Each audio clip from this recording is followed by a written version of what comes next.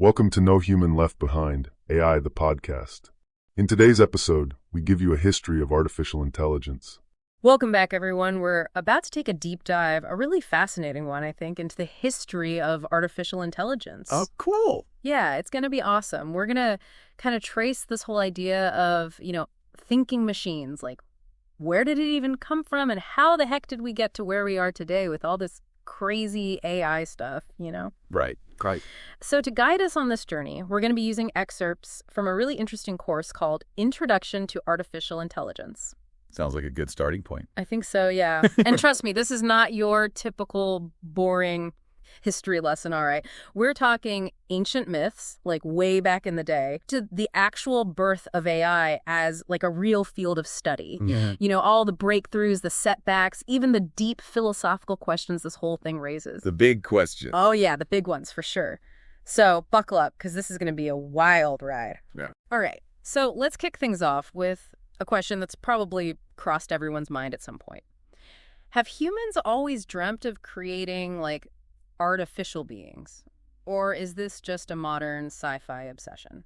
It's definitely not just a modern thing. Yeah. I mean, think about it. We've been fascinated by this idea for centuries, millennia even. It's like this deep-seated desire to understand what intelligence is and whether we can actually recreate it. I mean, yeah, when you put it that way, it's kind of mind-blowing. Like, we're talking ancient civilizations already grappling with these questions. Exactly. And their myths and stories, they're not just entertainment, They're grappling with some pretty big philosophical questions about creators and their creations, ethics, the whole deal. Wow, it really puts things into perspective, doesn't it? So, where should we even begin with this whole AI history thing? It seems so vast. Where's the starting point? Well, we could go way, way back. Yeah. Like ancient Greece, their mythology is just full of stories about artificial beings. Like you've got Hephaestus, the god of fire, creating these golden robots. That's Roman robots. That's Yeah. pretty awesome. Yeah, it's pretty wild. And then there's Daedalus, the master craftsman. He was said to design statues that could actually move and speak. Talking statues. That sounds a little more like magic than science, right? Right. But back then, the lines between those things were probably pretty blurry. But it's fascinating that these ideas were already floating around so long ago, right? Totally. But I guess the question is, were these ideas unique to the Greeks? Were other cultures, also messing around with similar concepts? Was it a global thing? Oh, absolutely. This wasn't just a Western thing at all. Ancient Chinese texts, for example, they describe these elaborate automata, basically mechanical servants designed to serve emperors. Oh, wow. So it was like a global fascination even back then. Exactly.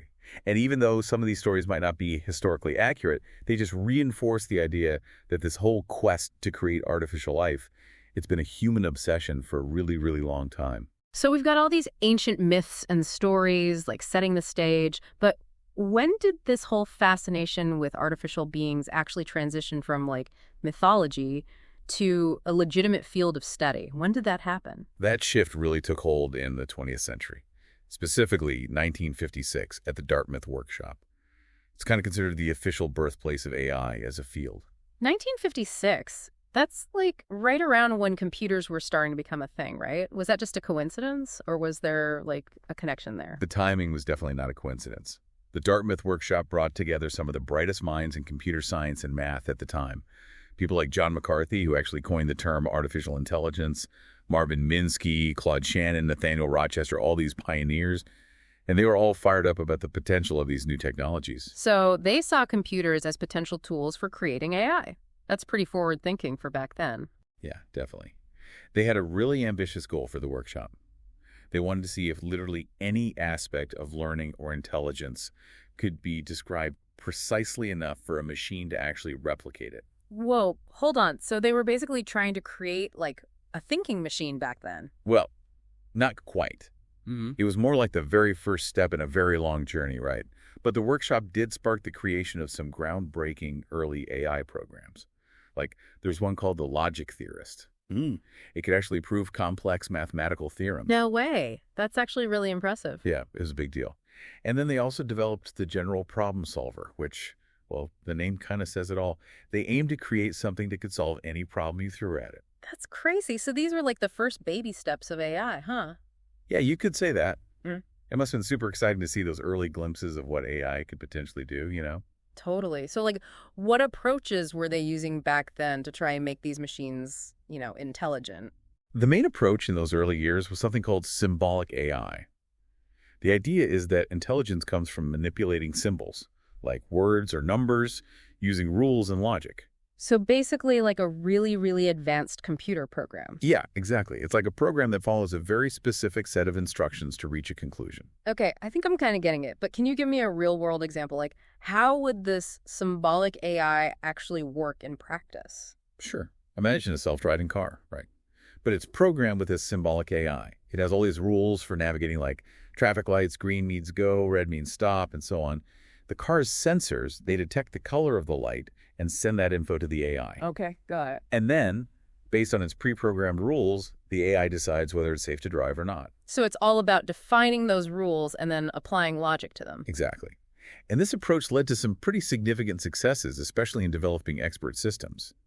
These were programs designed to mimic the decision-making of, like, human experts in specific fields. Oh, like a program that can diagnose diseases, for example. Yeah, exactly. One famous example is MYCIN. It was developed back in the 1970s and could actually diagnose bacterial infections and recommend treatments. Wow, that's pretty impressive for the 70s. It was, often with accuracy comparable to, like, experienced doctors. But, there were some limitations. These limitations. Oh, I was going to say, it sounds like symbolic AI was on its way to cracking the code of intelligence, right? So what happened? What were the limitations? Well, one of the biggest hurdles was what we call the knowledge acquisition bottleneck. The knowledge acquisition bottleneck. That's a mouthful. What does that even mean? So we left off talking about this knowledge acquisition bottleneck. What was the bottleneck and how did it affect the progress of symbolic AI? Basically, it all comes down to this. To create these expert systems, you had to get all the knowledge out of a human expert's head and translate it into a format a computer could understand, which is a massive undertaking, like trying to write down every single thought you have about a super complicated topic. Yeah, that sounds incredibly difficult. It was time-consuming, expensive, and there were always going to be errors. Yeah, I bet. It's like trying to explain to someone how to ride a bike. There are so many little things you just do instinctively that are hard to put into words. That's a great analogy. And that wasn't the only issue. Symbolic AI systems, they were also really brittle. If they came across a situation that wasn't covered in their pre-programmed rules, they wouldn't know what to do. Oh, I see. So it's like they could only handle very specific scenarios. Exactly. Think about that self-driving car example, right? If it encountered something that wasn't in its rule book, it could lead to some unpredictable and potentially dangerous behavior. That makes sense. So symbolic AI was kind of like a student who's amazing at memorizing facts, but struggles to apply that knowledge in new situations. Yeah, that's a good way to put it. Yeah. So what happened next? Did researchers just give up on symbolic AI completely? That's a good question. I mean, it had some successes, right? It did. But those limitations led to a period of, disillusionment. Funding for AI research dried up, and progress slowed down. This period's often called the AI winter. AI winter? That sounds kind of harsh. What caused this, shift in perspective? It was a few things, really. Early AI systems, despite those successes, they just didn't live up to all the hype, Plus, the limitations of symbolic AI were becoming more and more obvious. So researchers started exploring other approaches. So the AI winter was like a time for the field to take a step back and rethink things? Exactly. It was a time for reassessment. But this isn't the end of the AI story. Not even close. Okay, good. Because it was getting a little chilly there for a minute. While symbolic AI was hitting a wall, a completely different approach was starting to gain traction. Connectionism. Connectionism? That's a new one. What's that all about? How is it different from symbolic AI? Well, connectionism takes its inspiration from the human brain. Instead of relying on all those explicit rules and symbols, it uses artificial neural networks. Artificial neural networks, so simulating the brain. Yeah, kind of. Imagine a network of interconnected nodes, almost like simplified brain cells, that can learn from data. So instead of programming specific rules, you're creating a system that can learn from experience. That sounds way more like how humans learn, right? Exactly. And this approach sparked a lot of excitement early on. One of the first breakthroughs was the invention of the perceptron in the late 1950s. The perceptron, I've heard that name before. What was so special about it?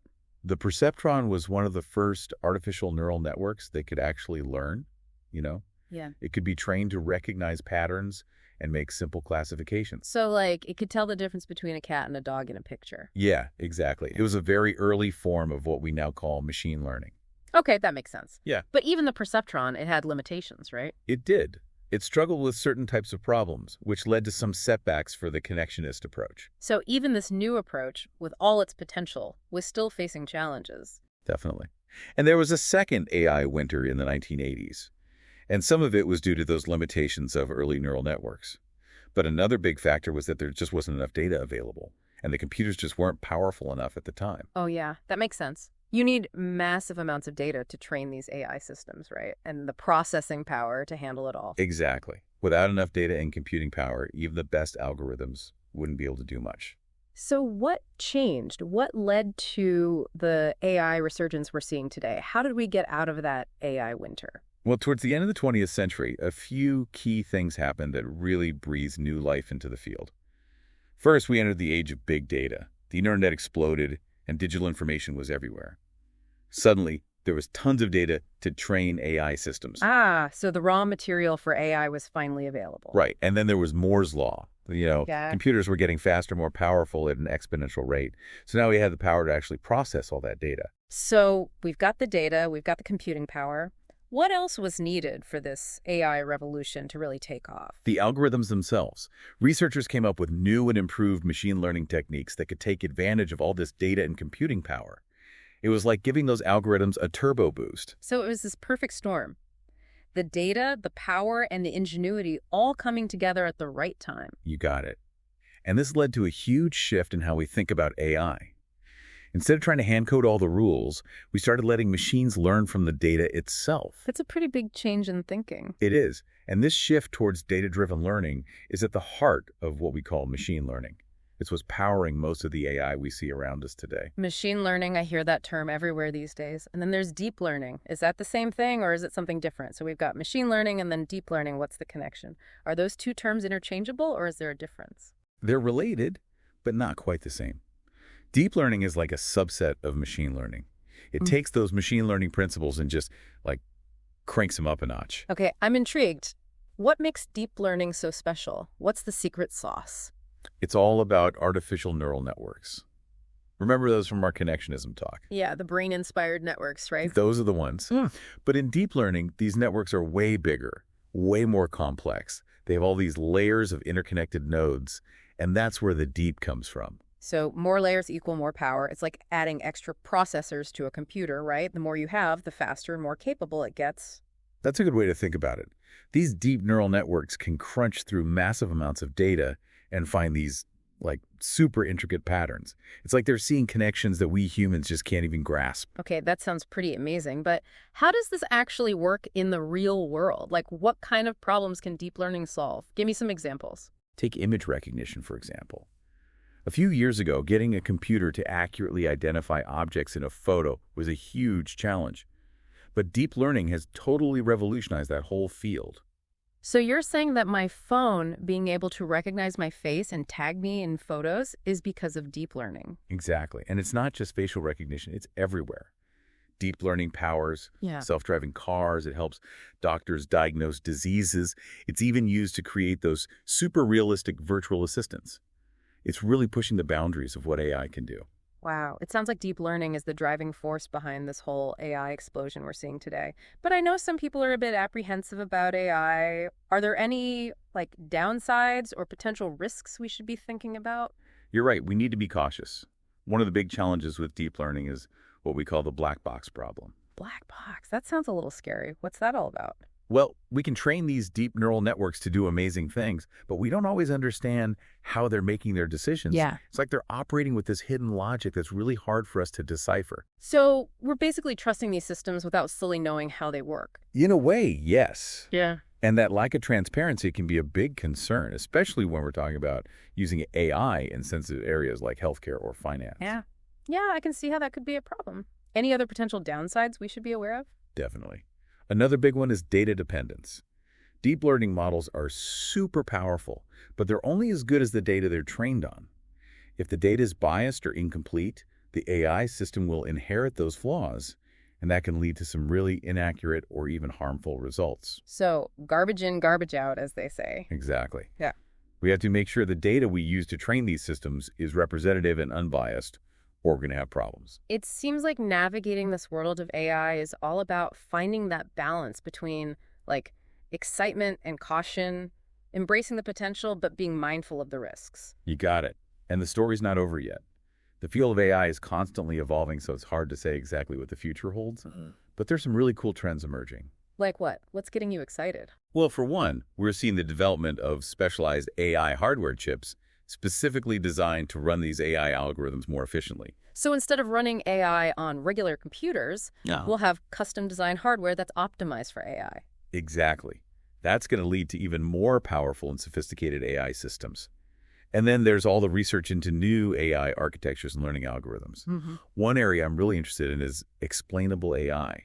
It's all about creating AI systems that are more transparent, so we can actually understand how they're making decisions. So opening up that black box we talked about earlier. Exactly. There's also federated learning, which lets us train AI models on data from multiple sources without compromising privacy and security. Lots of exciting stuff happening. Wow, it sounds like the future of AI is going to be about pushing those boundaries of what's possible while also tackling these ethical and practical challenges. It's a lot to juggle. It is, but that's what makes it so fascinating. The story of AI is still being written, and we're just starting to scratch the surface of what it can do. We've covered so much ground in this deep dive, from those ancient myths to the rise of machine learning and deep learning. It's mind-blowing to see how far we've come. It really is. And as we wrap up, I think it's important to remember that AI is more than just code and algorithms. It reflects our own human desire to understand intelligence and create tools that can help us do incredible things. It's been an amazing journey exploring the evolution of this, truly transformative technology. Thanks for joining us on this deep dive into the history of AI. Until next time.